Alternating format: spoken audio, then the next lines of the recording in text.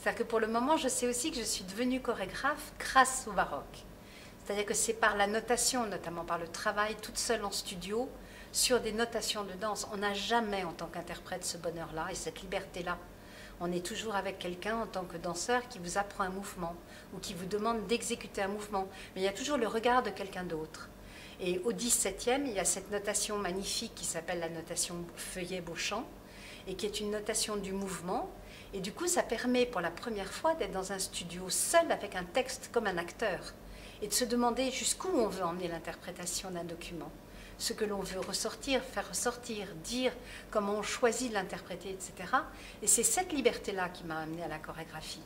Donc c'est ce plaisir avec la matière baroque. Donc pour le moment, c'est dans cette matière baroque aussi que je trouve mon écriture. Dans ces contraintes-là, finalement, je trouve la liberté de mon écriture.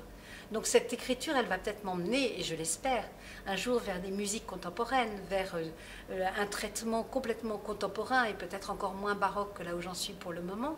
Mais en tout cas, mon écriture se forge à partir de ce baroque. Donc oui, peut-être qu'à un moment... mais encore que j'aimerais bien toujours garder quelque chose qui fasse référence à ça. C'est mes contraintes aussi, c'est mon cahier des charges. C'est important aussi d'avoir cette discipline-là.